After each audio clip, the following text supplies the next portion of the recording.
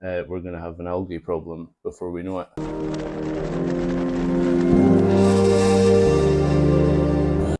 So what is the honest reefer, and why am I bothering to do this? I'm doing reef tanks for about 20 odd years, and a lot of the stuff you see online is just, well, it is great stuff. The stuff you see is amazing, like pristine tanks, none of this like algae stuff or dinos or any of that sort of stuff. Product reviews, people who are buying the latest lights or the latest skimmers and stuff like that.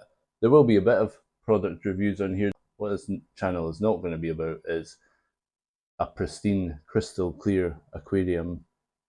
It's not natural for a start. It's natural to have a bit of algae and a bit of pests and all that sort of stuff. These are all things that go along with it. So when you see a picture on Instagram of like a perfect, crystal clear, brightly lit aquarium like this, these lights are only on because they're making a video, otherwise it would just be blue. Because if you leave these lights on too long, we're going to have an algae problem before we know it, if I feed the fish at all. There might be a new tank, I might do a new tank at some point, but we'll see how it goes. If there's a new thing and I think it's pretty good, I might do a review on it. For example, I got this to replace another one of these wave makers which died, and I couldn't get it replaced because I bought it off of a silly website. So I bought this one off Amazon, and it works. It looks a bit white really for my liking, but anyway, so there might be a bit of that, and like I say, it might be that we set up a new tank at some point, just see what happens. But what it's about is just the sort of daily running of a tank and all the sort of things that go along with it, like this half full cup of fish waste. It's just an appreciation of the hobby, and that's why I included in the first one in that short the marine mindfulness minute, because that's quite important to me. Like, people focus on, oh, I've got to get the best kit, I've got to get the best light, I've got to get the best this and that, and the most colourful corals. And that's fine, but really just enjoy it as well. That's also important. That's really why we got into it, so we should appreciate it a bit more. I might not have any bright red corals or a huge carpet anemone or torches, because I've had all that stuff. You might see these beautiful aquariums with all the nice colours, but what you're not seeing is all the problems that go along with it. And really, there's any number of problems. You could spend every penny you've got on even an aquarium this size, and in some ways this is more costly than like a huge one, because when something changes in this tank, it changes quickly because there's only 50 litres of water. Whereas if you've got a huge tank, you could have a little dip in something and it wouldn't necessarily matter, because the tank will take care of itself really a bit more than this. If you get like too much light in here, you're just going to grow algae, because you feed them once a day.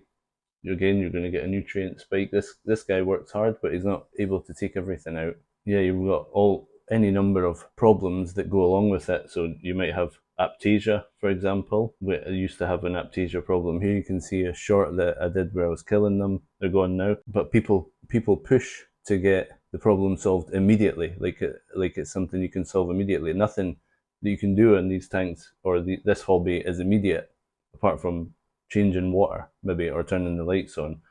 So you've got an aptasia problem, you might get one of these fish, I forget the names, that can eat the aptasia, and you think that's perfect, but before you know it, they're eating your torch corals and stuff that cost you hundreds of pounds. Not great. Or you might have an algae problem, so you stop feeding so much because you've read that if you've got hair algae, you should stop feeding so much, or if you've got a little bit of algae like this down here, stop feeding so much and that'll stop coming, but then your corals will stop growing and things will stop looking as good, and it won't be as healthy looking, your fish will suffer.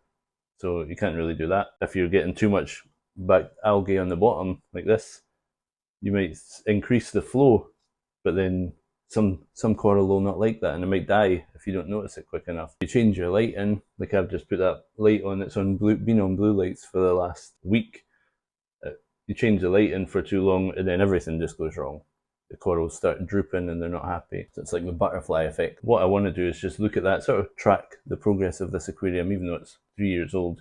It changes every week, and watching what happens if you don't change the water for a month, or if you do change the water every week, or if you change it twice a week, how quickly things grow. Some things grow quicker than others. This tank doesn't look like it now, but it used to be full of zoas, like completely full. Like these rocks were just covered in them, and then they all died off. And I can't think what the reason for that was. The only thing that happened was it coincided with me changing from using natural seawater to moving back to mixing my own salt. So I use natural seawater now because well, there's a lot of benefits to natural seawater. It comes already full of like all these sort of bacteria and plankton and whatever that the fish need and the corals need. So when you're putting that in, you're effectively feeding everything. You can see the difference immediately when you change to natural seawater. Not saying it's for everyone. If you don't live near the water, for example, it would be a pain. Or if you have to pay someone to go and get it, it wouldn't be worth it. And although I'm taking this water from the Firth of Forth, which is not where corals and clownfish live, it's got the same sort of stuff in it that they need, and they will thrive on it. So that was only the first time I changed 15 litres, which is about a 20% change, and I'll do it again this week. It's not perfect. You're looking after like living things, and it's going to have problems. It's not going to always look perfect. These tanks that you see on Instagram where it's like crystal clear and all the corals look perfect, you might as well be looking at like some magazine. That's not real life. Could put more effort into it, but I'm kind of happy. Maybe what this channel is about is trying to combat that sort of thing where you see where people's lives become obsessed with what social media looks like, and you might be saying, "Oh, my tank's not good enough because it's got a bit of dinos here. It looks a bit dull and grey, and there's algae everywhere." But if I spent 2 hours cleaning it now, maybe even more, I've spent more time than that cleaning it, and got rid of all the algae, made it look like it was a crystal clear aquarium, it would look amazing, but it's not real, is it? There's going to be pests, there's going to be algae, there's going to be all sorts. So there's going to be dinos, which are absolute nightmare. And aptasia, you don't want them in your fish tank, and that's part of the hobby though, making sure they're not there. But if you want this hobby to be real, then you should have a decent starting point, and that's what this is about, showing you what it's really like. So if you're just coming to the hobby, or if you're just thinking about setting up your first tank, have a look. This is what it's really like, and this is perfect for me. You can tinker, you can mess about, you can grow things like this. Not only growing corals, growing this nice mangrove, and I'm also growing an orchid at the same time underneath there, which is not flowering just now, but it's living life under these lights. So I'm going to be showing this tank in every way that it, whether it's covered in dinos because I've not had any time that week to sort these things. Like I come in with this baster sometimes and just blast them off. That doesn't do anything for it really, but it makes it look a bit better if I want to spend some time looking at it. Usually if I'm spending any time with the tank, I'm doing something like this, blasting some stuff off that I don't like. Try and get it floating so as the skimmer can take it out. I don't know if it makes any difference. I think you have to, every change you make, you have to give it maybe 6 weeks to see if what you did made a difference. So there's going to be things in here like the dinos, the algae, bits that stop working properly. For example, this heater is too big for the tank really. It looks a bit crap.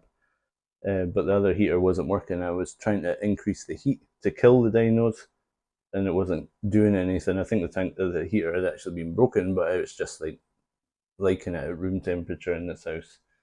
So I've got a new one in there to rise the temperature up a bit to try and kill them. It's not exactly working, but I think the natural seawater will do that once we get a few more water changes in there, and feeding it so that you've got more diversity in the bacteria in the tank. If you don't feed it and you keep the lights on, then these dinos would overtake it in a few days.